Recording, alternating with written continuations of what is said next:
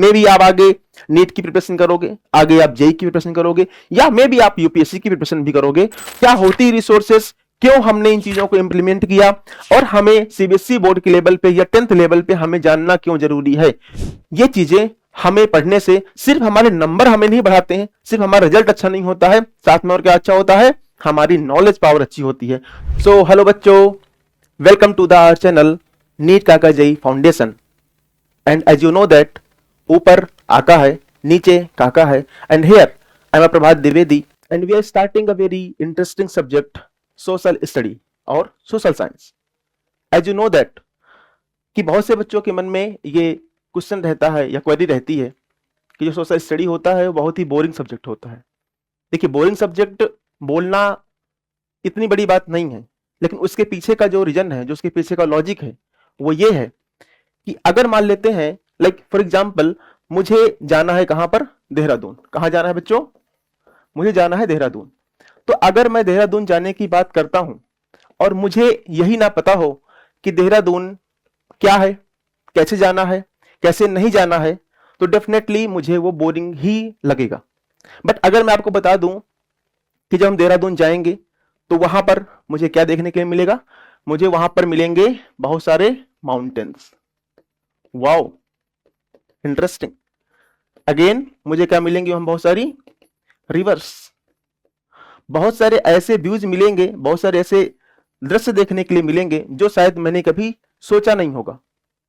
तो ये सब देखने के बाद मेरे मन में अपने आप एक क्या आता है, एक क्यूरियोसिटी आती है, और वो क्यूरियोसिटी ही है जिससे मुझे एक इंटरेस्ट बिल्ड होता है। अगर मैं आपको ये बता दूं कि नहीं, अगर हम वहां पे देहरादून जाएंगे तो हम कैसे जाएंगे, हम जाएंगे, रूट हमारा क्या रहेगा, रास्ता क्या रहेगा, किस मार्ग से जाएंगे, तो रूट्स हम मे बी हम बोल सकते हैं कि हम एयर के रूट से जाएंगे, है ना, हवाई जहाज से जाएंगे, या मैं बोल सकता हूं कि मैं बाई रेलवे जाऊंगा, है ना, या मैं बोल सकता हूं कि मैं कैसे जाऊंगा, बाई रोड जाऊंगा। और अब जब रोड जाऊंगा, रोड से, तो वहां बहुत सारे रास्ते में हम यहां पर रुकेंगे, यहां पर रुकेंगे, यानी कि मैंने आपको एक प्रॉपर एक रोड मैप आपको बता दिया। उस रोड मैप को जानने के बाद आपके मन में क्या आ गया, एक क्यूरियोसिटी आ गई। तो जब तक आपको किसी भी सब्जेक्ट की क्यूरियोसिटी नहीं होती है, वो आपको बोरिंग ही लगता है, और आज तक हम ऐसे ही पढ़ते आए हैं। तो मेरा यहां पे काम ये रहेगा कि सबसे पहले हम उस क्यूरियोसिटी को बिल्ड करें, आपके अंदर वो इंटरेस्ट पैदा कर दें कि हाँ, सोशल स्टडी एक अपने आप में एक इंटरेस्टिंग सब्जेक्ट है। फॉर एग्जाम्पल, अगर मैं आपसे बात करता हूं कि लाइक यहां पर क्या हो रहा है, क्लास टेंथ के बारे में क्यों बात कर रहे हैं, क्योंकि आपने आज तक जब आपने +1 से लेकर के +9 तक पढ़ाई करी है, तब तक जितना भी आपने पढ़ाई करी होगी वो सब क्या है, आपको जो एवेल्युएट किया गया है वो आपको आपके स्कूल लेवल पे किया गया है। लेकिन फर्स्ट टाइम आप वो सारा इवेल्युएशन इस लेवल पे करने वाले हैं जिसका रिजल्ट अब आपके साथ लाइफ टाइम रहने वाला है। ये जो आपका इवेल्युएशन है, इसे क्या बोलते हैं, बोर्ड। सीबीएसई क्या करती है, हर बच्चे के लिए यानी कि क्लास 10th के बिहाफ पे एक अपना प्रॉपर सिलेबस निकालती है। और ये सिलेबस जब तक हमने इसको समझा नहीं है, जैसे मैंने बताया था कि एक रोड मैप, देहरादून जाने का एक रोड मैप, जब तक आपको रोड मैप नहीं पता होगा, आपके मन में क्यूरियोसिटी, इंटरेस्ट आएगा ही नहीं, और आप हमेशा चीजों को रटते रहेंगे। हमें पता होना चाहिए कि अगर मैं सोशल स्टडी स्टार्ट करने वाला हूं, अगर हम क्लास 10th में पढ़ाई करने वाले हैं, तो हमें सिर्फ रटना नहीं है, हमें समझना भी है, हमें चीजों को इंप्लीमेंट भी करना है। देखिए बच्चों, समझने से ज्यादा इंपॉर्टेंट क्या होता है, आपके अंदर उसकी क्यूरियोसिटी होना, आपके अंदर वो इंटरेस्ट बिल्ड होना, और उसे इंप्लीमेंट करना आपके अंदर आना चाहिए। अगर आपने अपने अंदर वो इंप्लीमेंटेशन नहीं किया, तो हो सकता है कि आपको कभी भी उसमें एक इंटरेस्ट पैदा ही नहीं होगा। तो इंप्लीमेंट अगर आपने कर लिया, जो चीज मैंने आपको सिखाई है वो चीज आपको अपने लाइफ में इंप्लीमेंट करना है। हमें पढ़ाई से ज्यादा अपने आप को एक बेहतर इंसान बनाना है, ये हमारे लिए ज्यादा मोस्ट इंपॉर्टेंट चीज होने वाली है। समझा गई बच्चों? तो अब आपको बात करते हैं कि सोशल स्टडी के अंदर कौन कौन से सब्जेक्ट बेसिकली आते हैं। देखिए, हम क्या क्या बात करने वाले हैं, तो यहां पर पहला आता है आपका हिस्ट्री। अब हिस्ट्री हमेशा हम क्या सोचते हैं कि history is a full of dates, बहुत सारी डेट्स हैं, बहुत सारे इवेंट्स हैं, and it's a boring subject, है ना। यही हम मानते हैं कि क्या ये वाकई में बोरिंग है? नहीं भैया, ये बोरिंग नहीं है, इसमें बहुत सारा इंटरेस्ट है। क्यों? क्योंकि हिस्ट्री से ही हम ये सीख पाते हैं कि हमारे लाइफ में हमने अपनी पास्ट में क्या क्या गलतियां करी हैं, यानी कि हमने यहां से क्या सीखा कि हमारी मिस्टेक्स क्या हैं। और अगर हमने अपने मिस्टेक्स में काम कर लिया तो हो सकता है कि हमारा जो फ्यूचर होगा, जो हमारा क्या होगा बच्चों, जो हमारा फ्यूचर होगा वो ऑटोमेटिक क्या हो जाएगा, वो एक बेटर फ्यूचर निकल के आएगा, बेटर, है ना। तो एक अच्छा फ्यूचर निकल के आएगा और इस बेटरमेंट के लिए ही हमें क्या पढ़ना होता है, हमें हिस्ट्री पढ़नी होती है। समझ आ गई बच्चों। इसके बाद आगे बात करेंगे हम जियोग्राफी की। जियोग्राफी में हमें क्या समझ आता है, जैसे मैंने अभी आपको एग्जांपल दिया था देहरादून का। देहरादून में आपने क्या देखा, मैंने बोला यहाँ पे माउंटेन है, यहाँ पे रिवर्स है। तो वो कैसे हुआ। अजमेर, अगर मैं अजमेर की बारे में बात करूं या मैं राजस्थान या एमपी के बारे में बात करूं तो हम क्या देखते हैं कि हर जगह की जियोग्राफिकल लोकेशन अलग अलग है। कहीं माउंटेन है, कहीं रिवर है, कहीं डिजर्ट है, कहीं बहुत सारी ग्रीनरीज है, कहीं बहुत घने घने जंगल हैं। तो ये सब चीजें कैसे आई, इनके आने का पीछे का लॉजिक क्या था। इंडिया के पास, हमारे इंडिया के पास रिसोर्सेस क्या क्या हैं, that is the most important thing, you know that. ठीक है, रिसोर्सेस क्या क्या है ये भी हमें जानना जरूरी है। क्या होती रिसोर्सेस, क्यों हमने इन चीजों को इंप्लीमेंट किया, और हमें सीबीएसई बोर्ड के लेवल पे या 10th लेवल पे हमें जानना क्यों जरूरी है।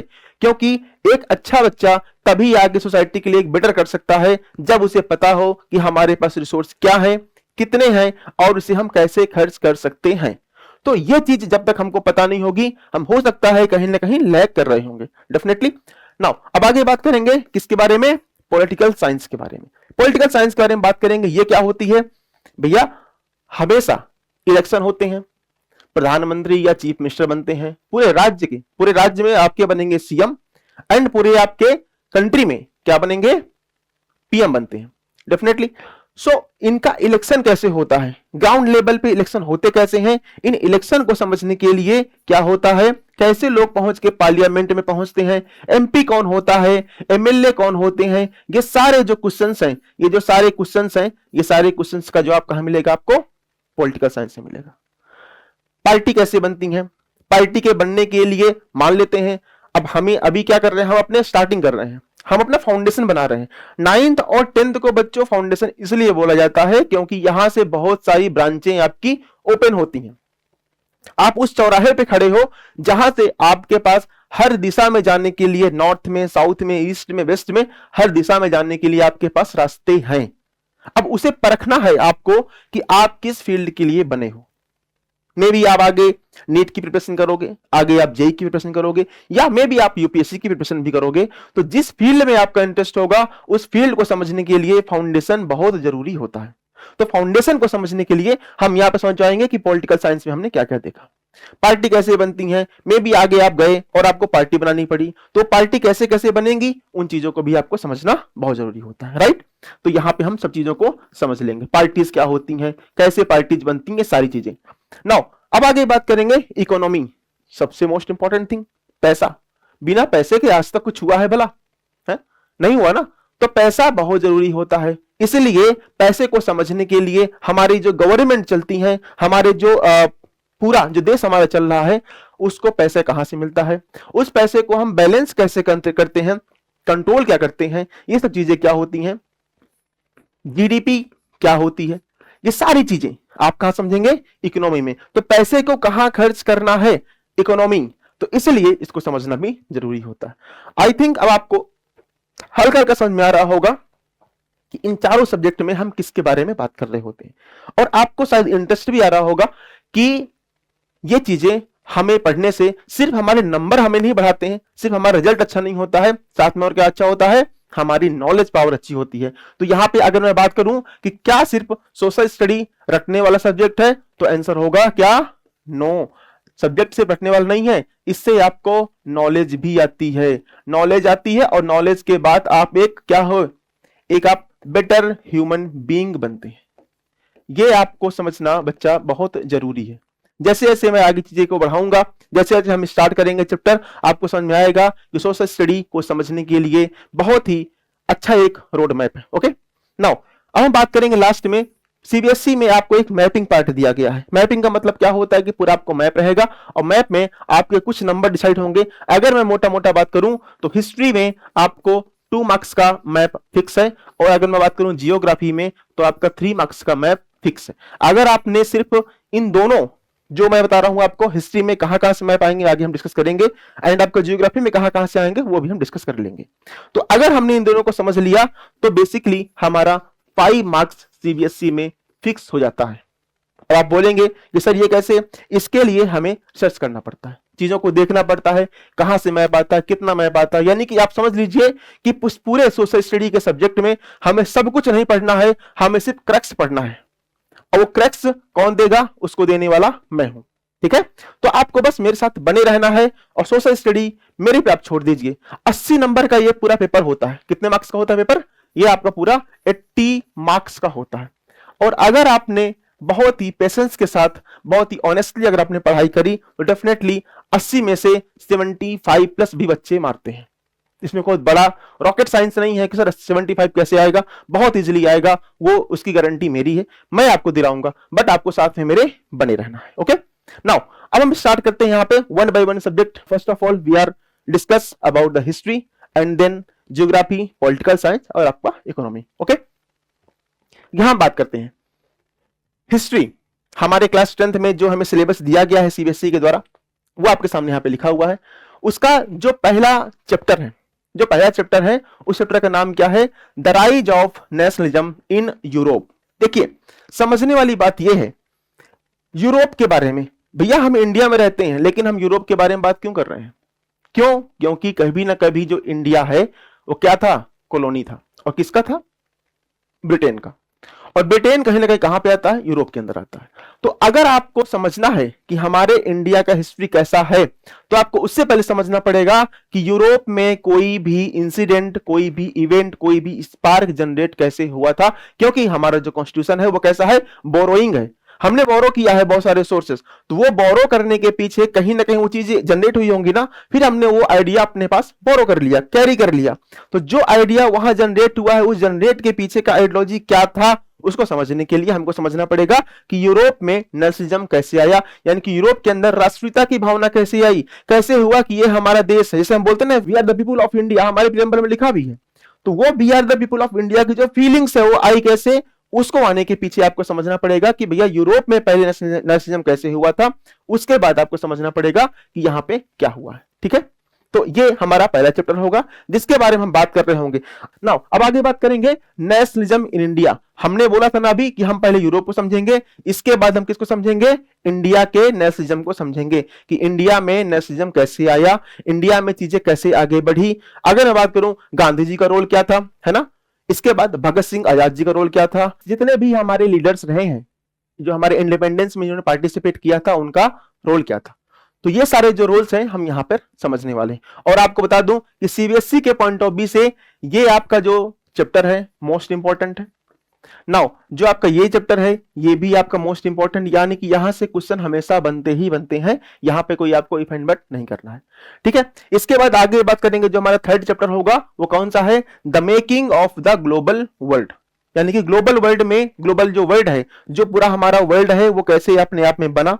ठीक है, उसको बनने के पीछे क्या क्या प्रॉब्लम्स थी, क्या क्या इवेंट हुए हैं, वो सारे कुछ हम देखने वाले हैं। लेकिन सीबीएसई ने हमें कुछ ना कुछ हल्का सा फ्री किया है। कैसे फ्री किया है? कि हमको पूरा चैप्टर नहीं पढ़ना है। यहां पे लिखा हुआ है कि हमको चैप्टर कौन सा पढ़ना है, जो सब टॉपिक्स हैं, टॉपिक नंबर 1 से लेकर के टॉपिक 1.3 तक ही आपका सीबीएसई में आएगा। इसके अलावा जो आपका रिमेनिंग चैप्टर है वो आपका नहीं आएगा। वो कहां पे आएगा? आपका इंटरनल असेसमेंट में ही आएगा, यानी कि जो आपके कॉलेज के एग्जाम होते हैं ना, वहां पर आएगा, इसके अलावा नहीं आएगा। ठीक है, तो सिर्फ आपको 1 से लेकर 1.3 तक ही आगे बात करना है। मैं आगे आपको दिखा दूंगा कि 1 से लेकर 1.3 तक कौन कौन से जो आपके चैप्टर्स हैं, कौन कौन से टॉपिक हैं, उनको हम देख लेंगे। क्या बात करने वाले हैं? The age of industrialization. ठीक है, इंडस्ट्री बनी है, इंडस्ट्री कभी कैसे कैसे बनी, यूरोप में इंडस्ट्री कैसे बनती है, इसके अलावा और अलग अलग कंट्री में इंडस्ट्री कैसे बनती हैं, अब वो इंडस्ट्री का जो इंपैक्ट हमारे इंडिया में कैसे पड़ता है, वो सब चीजों को हम समझ लेंगे कहां पर? यहां पे। लेकिन आप समझेंगे यहां पे to be assessed as a part of periodic assessment only, यानी कि ये हमारे सीबीएसई में नहीं आएगा। समझ में आ गई बात? ये कहां पे नहीं आएगा? हमारे सीबीएसई के हिसाब से ये इंपॉर्टेंट नहीं है, ये भी हमारे सीबीएसई के हिसाब से इंपॉर्टेंट नहीं है। क्लियर है? एंड इसके बाद हम बात करेंगे क्या? Print culture and the modern world. आप आज के टाइम में देखिए न्यूज़पेपर पढ़ते हैं, अखबार पढ़ना है, या आज के टाइम पे क्या है कि हम लोग मोबाइल पे ही रीडिंग कर लेते हैं, है ना, टाइम चेंज हो रहा है।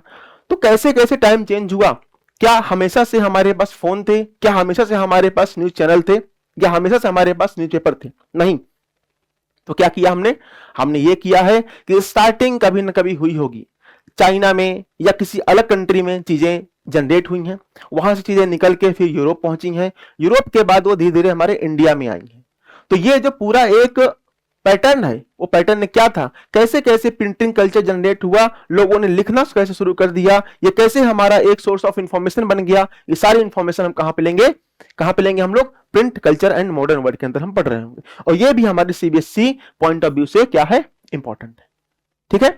हिस्ट्री की अगर मैं बात करूं तो हिस्ट्री बेसिकली 20 मार्क्स कैरी करता है, मोटा मोटा अगर बात करते हैं। ठीक है, 20 मार्क्स कैरी करता है। और 20 मार्क्स में अगर मैं बात करूं आपका, तो क्या हो जाएगा? 18 मार्क्स की क्या आएगी? आपकी थ्योरी आएगी, एंड +2 मार्क्स की जो आएगी वो क्या आएगा? आपका मैपिंग पार्ट आएगा। क्लियर बच्चा? 2 मार्क्स का आपका मैपिंग आएगा एंड 18 मार्क्स का क्या आएगा? आपका थ्योरी आएगी। तो आपने ये समझ लिया कि हमें ज्यादा नहीं, 1, 2 एंड 3 एंड 4, ये 4 भी क्या है? पूरा है नहीं। तो अगर मैं बात करूं तो 3.5 चैप्टर ही आपको हिस्ट्री में पढ़ने हैं। तो इसमें बहुत बड़ी चैप्टर नहीं है, बहुत ही आसान से हैं, बहुत प्यारे से हैं, बहुत इंफॉर्मेटिव हैं, बहुत ही। अब मैं आपको जैसे पढ़ाने वाला हूं उसमें क्या होगा, हम इसको एज कहानी से समझेंगे ताकि आपको बोरिंग ना लगे। ठीक है, बहुत ही इजी है, सारे डेट आपको याद नहीं करने हैं, बहुत ही इंपॉर्टेंट, और जो हमेशा रिपीटेड सीबीएसई में आए हुए हैं उन्हीं डेट को हम पढ़ना है, उन्हीं को आगे समझना है। क्लियर है ना? अब आगे बात करेंगे किसके बारे में? ये देखिए यहां पे the making of the global world, जिसके बारे में हमने बात की थी कि आपको पूरा चैप्टर नहीं पढ़ना है, 1 से लेकर के 1.3 जो सब हेडिंग है बस उन्हीं को हमको रीड करना है। पहला क्या है यहां पे देखिए, प्री मॉडर्न वर्ल्ड। ठीक है, ये हमारा पहला हेडिंग रहेगा जो हम पढ़ने वाले हैं। जो आपका एनसीईआरटी का जो आपकी बुक है, उसी बुक का हमने यहाँ पे प्रॉपर आपको स्लाइड दिया हुआ है। तो ये हम बस रीडिंग कर लेंगे, इनके बारे में जो क्रक्स होगा इन चीजों समझेंगे। इसके बाद 1.1 में क्या लिखा है? Silk route in the world. तो वर्ल्ड में सिल्क रूट क्या है, उसकी इंपॉर्टेंस क्या रही है, कहां कहां किस किस कंट्री को सरपास करता है, इंडिया से उसका इंपॉर्टेंस क्या है, उन चीजों को समझेंगे। इसके अलावा 1.2 में क्या लिखा हुआ है? Food travels spaghetti and potato. और देखा जाए अगर तो इससे हमारे लिए क्या इंपॉर्टेंट रहा है, ग्लोबल वर्ल्ड में इसकी इंपॉर्टेंस क्या रही है, फूड यानी खाना, तो खाने की इंपॉर्टेंस अपने आप में हमेशा रही है, तो उसके बारे में भी हम आगे देख लेंगे। नाउ इसके बाद आगे क्या हम बात करेंगे, 1.3 में लिखा है कंक्वेस्ट डिजीज एंड ट्रेड। तो इसका इंपॉर्टेंस क्या है, बस हमें ये बेसिकली जो 4 आपके पेज हैं एनसीईआरटी में देख लीजिएगा 55 तक, 55 यहां पर आपका 54, यहां पे आपका 51 और यहां पे आपका हो जाएगा या 52 एंड 53। ठीक है, तो बस हमको यही स्लाइडें पढ़नी है, इसके अलावा हमको चैप्टर में मेकिंग द ग्लोबल वर्ल्ड में कोई और पेज नहीं पढ़ने। क्लियर है? नाउ अब आगे बात करेंगे जियोग्राफी के बारे में। जियोग्राफी के अगर हम देखते हैं तो बेसिकली जियोग्राफी क्या होता है आपका 20 मार्क्स ये भी कैरी करता है। कितने मार्क्स करता है? 20 मार्क्स कैरी करता है। जिस 20 मार्क्स में क्या हो जाएगा आपका 17 मार्क्स की क्या आएगी? थ्योरी आती है, और 3 मार्क्स का क्या आता है? Mapping part. 3 मार्क्स का मैपिंग पार्ट इंपॉर्टेंट है। तो बेसिकली यहां से 3 नंबर का आपका मैपिंग आएगा और 17 मार्क्स की आपकी थ्योरी आएगी। एक बार देख लेते हैं कौन कौन से चैप्टर्स हैं, इंपॉर्टेंस क्या है इनके अंदर और क्रक्स क्या है, कैसे हम जो आगे बढ़ाने वाले हैं उनको देख लेते हैं। पहला जो हमारे चैप्टर्स का नाम क्या है? Resources and development. जैसे देखिए आपको बताऊं मैं, रिसोर्सेस इंपॉर्टेंट इसलिए है क्योंकि अगर हमें हमारी जो कंट्री में जो बहुत सारी चीजें दी हैं, कहीं आपको मिनरल्स मिलते हैं, कहीं आपको पेट्रोलियम मिलता है, कहीं आपको कार्बन है, या कुछ और बात करते हैं गोल्ड है, बहुत सी चीजें हैं जो हमारे यूज को, जो हमारी नीड को फुलफिल करती हैं। तो जब तक हमको पता नहीं होगा कि हमारे पास कितना है तो हम उसको अंधाधुंध खर्च करेंगे, मतलब कोई लिमिट ही नहीं है खर्च करने की। बट अगर हमको पता है कि मेरे जेब में 10 रुपए हैं और मुझे इसे शाम तक चलाना है, तो हो सकता है कि मैं बहुत ही तरीके से चीजों को कंप्लीट करता हूं। मुझे लगेगा कि हाँ शाम तक मुझे खर्च करना है, ऐसा नहीं कि बीच में मुझे 5 रुपए नहीं मिल जाएंगे। तो अगर सवेरे मुझे 10 रुपए दिए गए हैं, शाम तक मुझे 10 रुपए चलाने हैं, तो मैं उसको प्रॉपर मेंटेन करूंगा ताकि मेरा पूरा दिन भी निकल जाए और मैं किसी के सामने हाथ भी ना फैलाऊं। तो ये भी आपके लिए इंपॉर्टेंट होगा। क्लियर है? तो यहां पे रिसोर्सेस क्या होता है ये हम देखेंगे, और रिसोर्सेस को बचा कैसे सकते हैं, डेवलपमेंट कैसे कर सकते हैं। फॉर एग्जांपल आपने देखा होगा पहले हमारी जो ट्रेन थी वो कैसे चला करती थी, कोयले से, फिर क्या हुआ, डीजल आ गया, पेट्रोलियम आया, फिर क्या हुआ, इलेक्ट्रिक। और अब हम नया एक जो अल्टरनेटिव है उसकी तरफ सोच रहे हैं कि इलेक्ट्रिक के अलावा अगर हम कभी आगे इन फ्यूचर हाइड्रोजन पे कभी उसको चेंज कर पाए तो मे भी हो सकता है कि हमारे सामने जो बहुत बड़ा क्राइसिस देखने को मिल रहा है वो हट जाएगा। ठीक है ना? तो ये भी चीजें कहीं ना कहीं डेवलपमेंट के बारे में हम बात कर लेंगे, ताकि कैसे कैसे इन चीजों को एक सस्टेनेबल तरीके से चीजों को खर्च कर सकते हैं। नाउ आगे बात करेंगे forest and wild life resources. देखिए फिर से आ गया रिसोर्सेज। अब फॉरेस्ट एंड वाइल्ड लाइफ सबको पता होगा, ये फॉरेस्ट भी अपने आप में क्या होते हैं बच्चा, एक रिसोर्सेज होते हैं। वाइल्ड लाइफ जो फूड चेन के बारे में बात करते हैं वो भी अपने आप में एक रिसोर्स होता है। तो इस चीज को भी समझना बहुत जरूरी होता है ना? सवेरे आपने देखा होगा ना, हम सवेरे अंडा खाते हैं, बहुत से बच्चे होते हैं अंडे खाते हैं, या बहुत से ऐसे बच्चे होते हैं जो मीट खाते हैं। तो क्या ये अपने आप में रिसोर्स नहीं है? डेफिनेटली ये अपने आप में भी एक रिसोर्स है, तो इसलिए भी हम इसके बारे में हम बात करेंगे। नाउ आगे बात करेंगे वाटर रिसोर्स। भैया पानी तो हर कोई पीता है ना? क्या कोई ऐसा बच्चा है जो पानी ना पीता हो?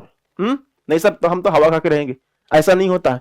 तो आपको अगर देखा जाएगा तो पानी भी अपने आप में इंपॉर्टेंट है। तो पानी को कितना खर्च करना है, कैसे खर्च करना है, ऐसा ना हो कि हमने आज तो पूरा एंजॉय कर दिया पानी में, है ना, आज ब्लू है पानी पानी कर दिया और कल को हम बैठे हुए हैं। तो ये नहीं करना है, ये नहीं करना है, हमको पानी को बचा के ही खर्च करना है। क्लियर है ना? आगे बात करेंगे एग्रीकल्चर। एग्रीकल्चर के अगर बारे में बात करते हैं तो खेती किसानी। देखिए जो बच्चे गांव से जुड़े हुए हैं, और मुझे जितना पता है कि जो हमारा इंडिया है वो उसे गांव का देश बोला जाता है, तो डायरेक्टली या इनडायरेक्टली हर कोई बच्चा गांव से जुड़ा हुआ है, जानता है गांव क्या होता है। तो इसीलिए क्या करना है कि आपको पता होना चाहिए कि खेती कैसी होगी। लाइफ में कुछ नहीं हुआ तो खेती भी अपने आप में एक अच्छा बिजनेस है भाई, तो इसलिए खेती भी करना जरूरी है, पता होना चाहिए। मैं ये नहीं कहता हूं कि खेती करना है, बट आपको पता होना चाहिए कि एग्रीकल्चर क्या होता है, कौन कौन सी फसलें होती हैं, रबी की जो फसल होगी वो कब होगी, खरीफ की फसल कब होगी, या जायद की फसल कब होगी। बेसिकली हमारे इंडिया में 3 तरह की खेती होती है, रबी और आपकी जायद और आपकी खरीफ। तो ये चीजों को भी समझना हमारे लिए बहुत जरूरी होता है। नाउ आगे बात करेंगे मिनरल्स एंड एनर्जी रिसोर्स। देखिए फिर से रिसोर्स आ गया। अब बताया था आपको कहीं के मिनरल्स मिलते हैं, कहीं पे गोल्ड मिल रहा है, कहीं पे कोल मिल रहा है, कहीं पेट्रोलियम मिल रहा है। ये चीजें कहां कहां जनरेट होती हैं, हमारे इंडिया के कौन कौन से पोर्शन में ये चीजें मिलती हैं, इनको भी समझना बहुत जरूरी है। क्लियर है? नाउ आगे बात करेंगे मैन्युफैक्चरिंग इंडस्ट्रीज। अब ये क्या होता है मैन्युफैक्चरिंग इंडस्ट्रीज?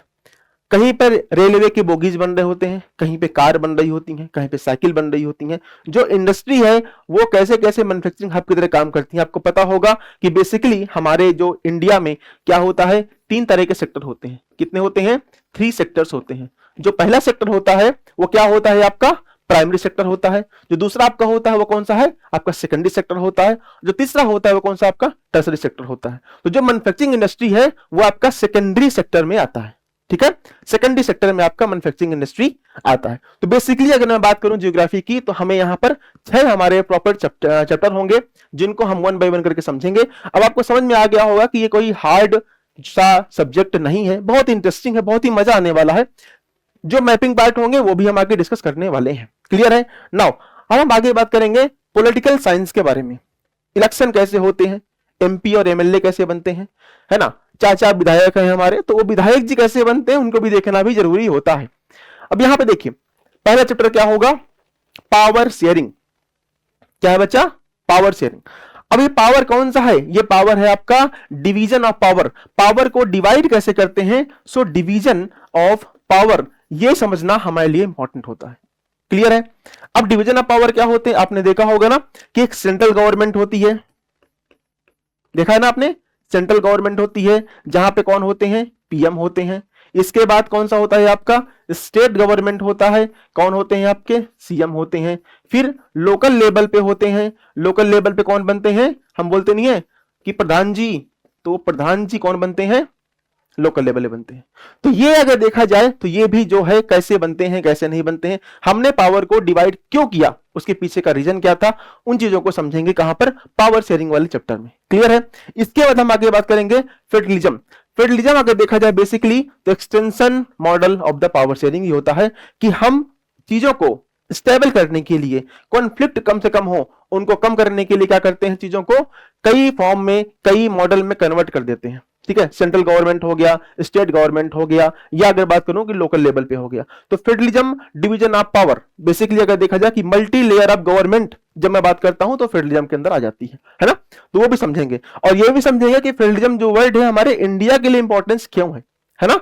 हमारे इंडिया में बेसिकली दो तरह के मॉडल काम करते हैं, एक आपका होता है यूनिटरी गवर्नमेंट, दूसरा आपके होते हैं फेडरलिज्म गवर्नमेंट। दोनों का पॉइंट कहां कहां पे है वो सब समझने वाले हैं, बहुत ही मजा आने वाला है। आगे क्या है, जेंडर, रिलीजन एंड कास्ट। क्या लिखा हुआ बच्चा, जेंडर, रिलीजन और कास्ट। इनकी इंपॉर्टेंस हमारे इंडिया में या वर्ल्ड वाइड कैसी है उनको भी समझने वाले हैं। जेंडर में मेल एंड फीमेल आ जाएगा, रिलीजन में हिंदू, मुस्लिम, सिख, ईसाई, ये सब आ जाएंगे। कास्ट में जर्नल, ओबीसी, एससी, एसटी, इन सब लोगों के बारे में बात करेंगे, समझेंगे, ठीक है ना। आगे बात करेंगे पॉलिटिकल पार्टी, जो मैंने बताया था ना कि दो तरह की पार्टी होती है, एक आपकी नेशनल पार्टी होती है। कैसी पार्टी आपकी होती है बच्चा, एक आपकी होती है नेशनल पार्टीज होती है ना। प्रेजेंट टाइम में हमारे इंडिया में 6 नेशनल पार्टी हैं। और आगे बात करेंगे स्टेट पार्टी होती हैं, हर एक स्टेट की अपनी कुछ पार्टीज होती हैं। तो इन सब के बारे में भी हम बात करने वाले हैं। समझ में आ गई बात। आपको कहीं से भी नहीं लग रहा होगा कि हम कुछ रॉकेट साइंस पढ़ रहे हैं, हम ऐसी चीजें पढ़ रहे हैं जो हमारे आसपास हमें देखने के लिए हमेशा मिलती हैं। कितने नंबर का आता है सर ये बताइए पहले। तो ये अगर बेसिकली देखा जाए तो 20 मार्क्स का आता है, ये भी हमारे सीबीएसई में 20 मार्क्स का आता है। क्लियर है, इसको भी हम समझ लेंगे। इसके बाद हम आगे बात करेंगे कौन सा, इकोनॉमी। इकोनॉमी की जब बात करेंगे तो इकोनॉमी में क्या हो जाएगा, बताया था आपको मनी। जैसे ही इकोनॉमी वर्ड आएगा तो आपके दिमाग में फटाफट आना चाहिए कि हम कहीं ना कहीं यहां पर मनी के बारे में बात कर रहे हैं, धन है ना, पैसा। तो पैसा के बारे में हम बात करेंगे, ये हम समझ रहे हैं यहां पे। सो पहला जो हमारा चैप्टर होगा वो क्या हो जाएगा आपका, वो पहला चैप्टर आपका हो जाएगा डेवलपमेंट। अब ये डेवलपमेंट क्या है, हमने देखिए रिसोर्स डेवलपमेंट पहले पढ़ा था, याद करिए आप। लेकिन अभी हम यहां पर डेवलपमेंट के बारे में बात करेंगे। अब ये डेवलपमेंट कौन सा डेवलपमेंट है, यहां पे है कि जो हमारी करेंसी है, जो हमारा मनी है, और मनी जो हमारा इधर रिसोर्स है, उसको हम प्रिजर्व कैसे कर सकते हैं, उसको हम डेवलप कैसे कर सकते हैं, कौन सी बॉडी इसको प्रिजर्व करने के लिए, मेंटेन करने के लिए इंपॉर्टेंट होती है, उसको हम समझने वाले हैं। क्लियर है ना। आगे हम बात करेंगे sector of the Indian economy. Indian economy के जो सेक्टर्स हैं, मैंने बताया था आपको, primary sector, secondary sector, tertiary sector. तो कौन कौन से सेक्टर्स हैं और वहां से पैसा कैसे कैसे हमारे पास तक आता है, उन चीजों को हम समझ लेंगे। क्लियर है।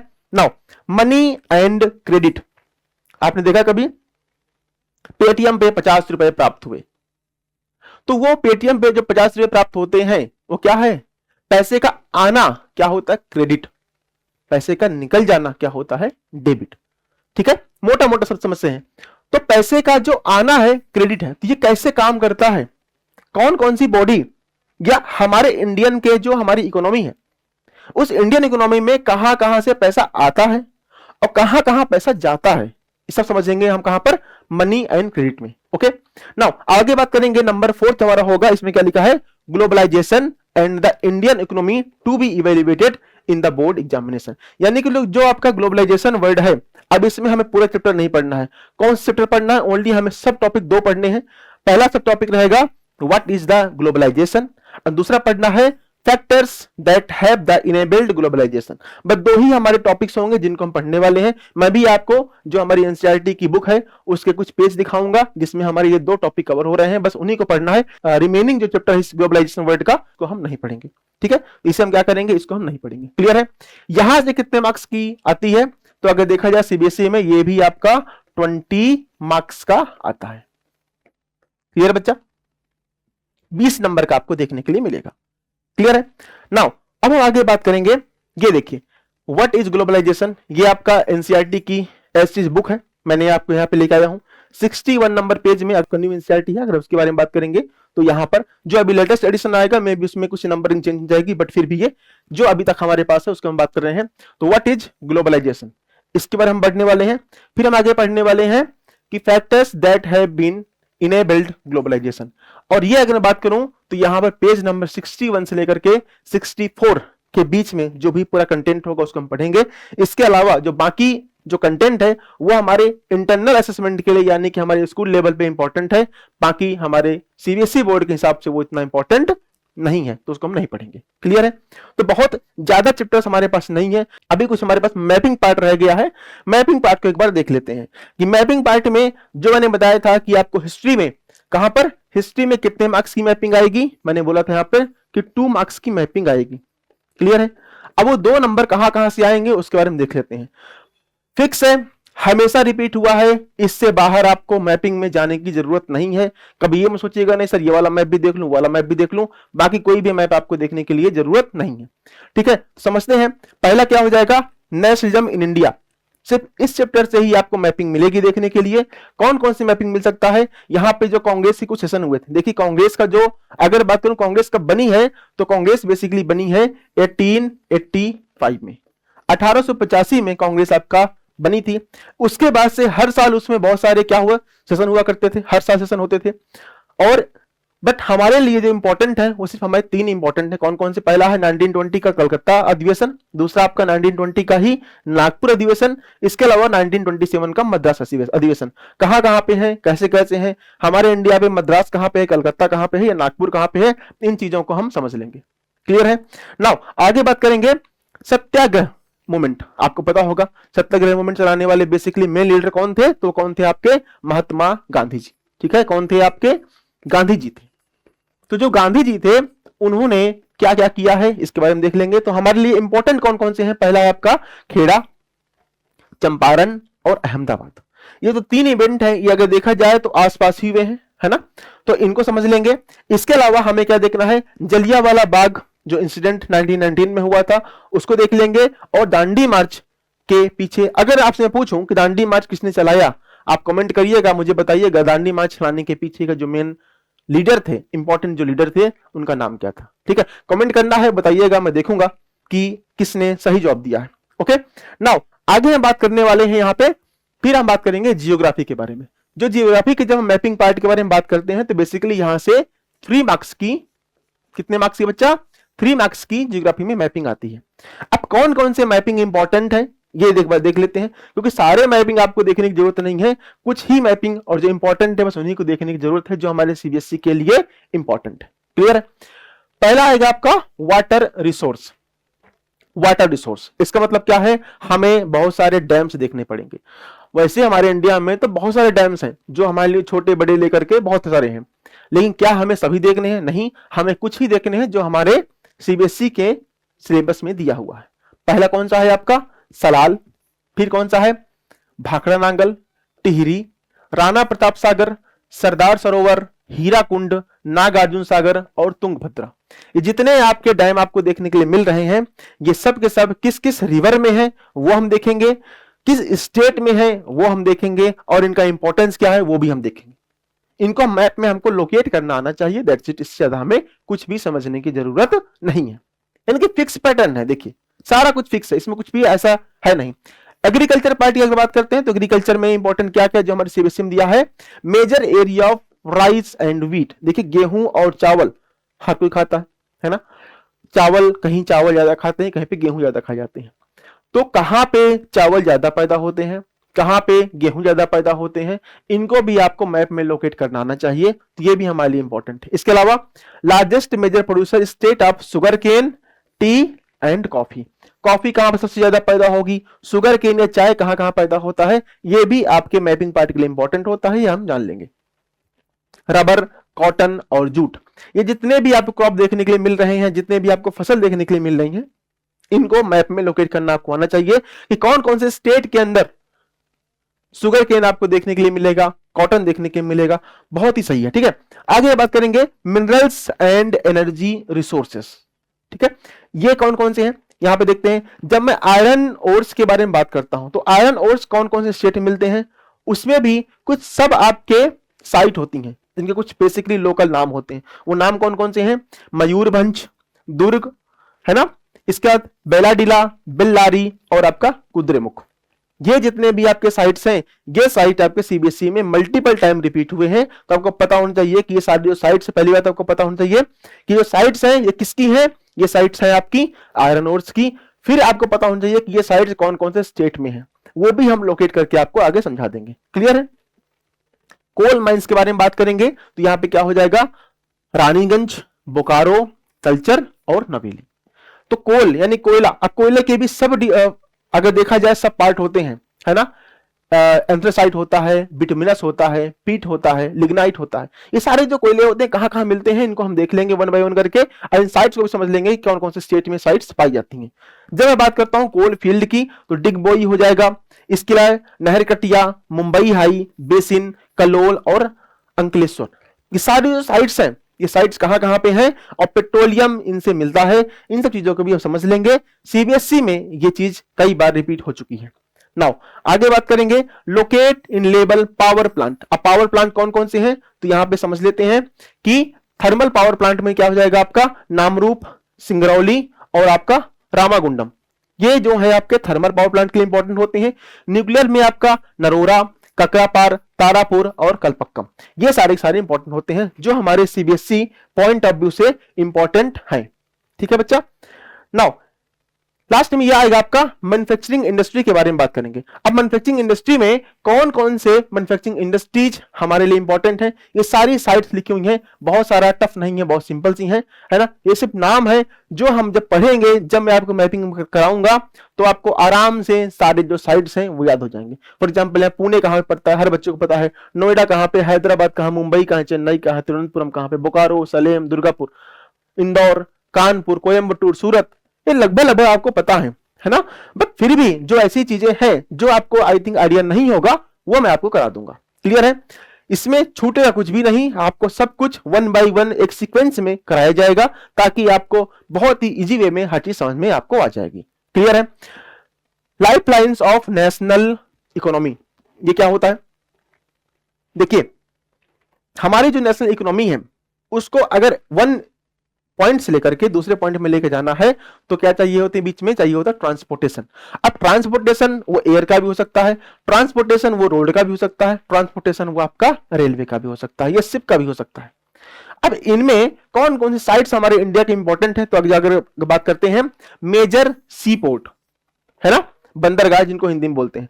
जब बंदरगाह के बारे में बात करेंगे तो इंडिया में कौन कौन से बंदरगाह इंपॉर्टेंट है उनको देख लेते हैं। पहला आपका कांडला, फिर मुंबई, फिर मार्मुगांव, फिर न्यू मैंगलोर, कोच्चि, तूतीकोरिन, चेन्नई, विशाखापट्टनम, पारादीप और हल्दिया।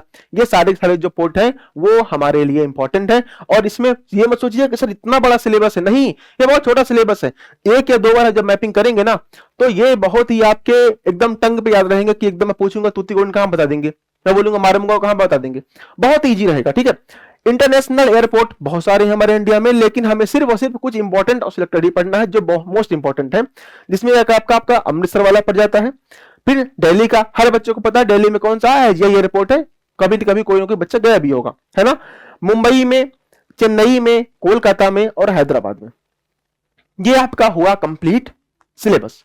अब देखिए हम इन चीजों को मेमोराइज कैसे करेंगे, कॉन्सेप्ट समझ लेंगे, एक कहानी के पॉइंट में भी समझ लेंगे, लेकिन इसको याद करने के लिए हम बहुत सारी इसमें क्या यूज करने वाले हैं बच्चा, हम बहुत सारी ट्रिक्स याद करने वाले हैं। बहुत सारी ट्रिक्स भी हम आपको करेंगे ताकि आपको फनी वे में एक आपको मजा भी आए कि हाँ सोशल स्टडी पढ़ रहे हैं, चीजें मजा आ रही हैं। ठीक है, एक ट्रिक्स हो सकता है। इसके अलावा अगर हम चाहें तो हम कैसे हो सकता है कि फ्लो चार्ट के माध्यम से भी चीजों को समझेंगे। ठीक है बच्चा, फ्लो चार्ट से भी हम चीजों को समझ रहे होंगे। तो बिल्कुल भी आपको परेशान नहीं होना, घबराना नहीं है कि जो सोशल स्टडी है उसे हम कैसे कंप्लीट करेंगे, कैसे कैसे नंबर बनते हैं, कौन सा चैप्टर मोस्ट इंपॉर्टेंट, कौन सा चैप्टर लेस इंपॉर्टेंट। तो इसलिए सब कुछ अपने माइंड से हटा दीजिए और हटाने के बाद पढ़ाई करने के लिए एकदम तैयार हो जाइए। पेन और पेपर लेकर के तैयार रहिए। नेक्स्ट जब भी हमारी क्लास होगी उसमें हम डेफिनेटली चीजों को सीक्वेंशियल वे में स्टार्ट करेंगे। एक बार आप अपने जो बुक है, जो सीबीएसई की आपको बुक मिली हुई है, जो आपकी एनसीईआरटी आपके पास है, एनसीईआरटी में जो मैंने आपको सिलेबस पीछे दिखाया है उसको एक बार टैली कर लीजिएगा, टिक लगा लीजिएगा, अपना माइंडसेट बना लीजिए कि इस बार हमें 80 में से मैक्सिमम 75 प्लस तो कम से कम लेके आने हैं। 80 हमारा टारगेट रहेगा, बट 75 प्लस मिनिमम लेके आना है। ठीक है, तो एक बार आप कमेंट करिए कि क्या आप रेडी हैं या नहीं। ठीक है, जैसा भी होगा नेक्स्ट क्लास में हम डेफिनेटली मिलेंगे, इसके बाद हम चीजों को आगे बढ़ाएंगे। तो आज के लिए बस इतना ही। Thank you for this session. Okay.